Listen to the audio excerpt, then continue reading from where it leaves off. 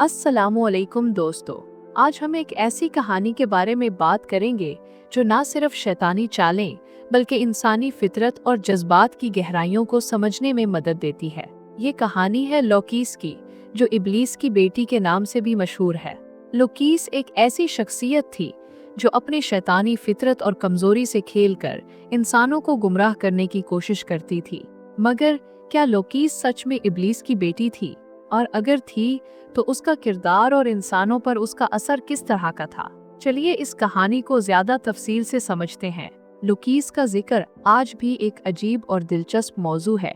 इसका नाम न सिर्फ इस्लामी तालीमात में बल्कि जुदाई और फितने से मुतल्लिक तसव्वुफी कहानियों में भी मिलता है। इस्लामी रिवायात में लोकीस का नाम अक्सर इब्लीस के साथ जोड़ा जाता है, जिसे हम शैतान के नाम से भी जानते हैं। इब्लीस एक ऐसी रूहानी शख्सियत थी जो अल्लाह की इबादत में सबसे आगे थी, मगर जब अल्लाह ने आदम अलैहिस्सलाम को जिंदगी दी और उसे सजदा करने का हुक्म दिया तो इब्लीस ने इनकार कर दिया और अपनी नफरत, गुरूर और तकब्बुर के सबब अल्लाह के हुक्म का भी इनकार किया। लोकीस का नाम इसलिए भी मशहूर है कि उसे इब्लीस की बेटी कहा जाता है, और ये भी कहा जाता है कि वो अपनी शैतानी फितरत और जज्बाती असर के जरिए इंसानों को गुमराह करने में इब्लीस की मदद करती थी। मगर क्या ये कहानी सच है? और अगर है तो उसकी असल मंजिल क्या थी?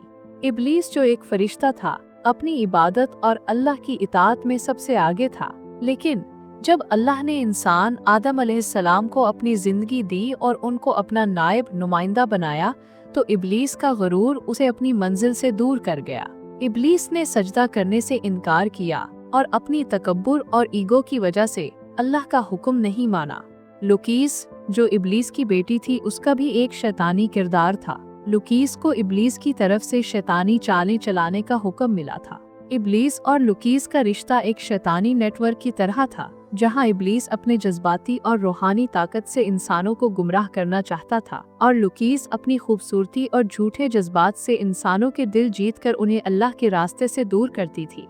लोकीस का काम था इंसानों की फितरत को समझना और उनके जज्बात से खेलना। अगर इंसान अपनी कमजोरी और जज्बात के साथ खेलता तो वो आसानी से शैतानी चालें का शिकार हो जाता। लोकीस का मकसूद ये था कि वो इंसानों की असल मंजिल से उनको गुमराह कर दे, और इब्लीस का गोल था कि इंसान अल्लाह के रास्ते से दूर हो जाए ताकि वो अपने गुरूर और ईगो के साथ जन्नत से दूर हो।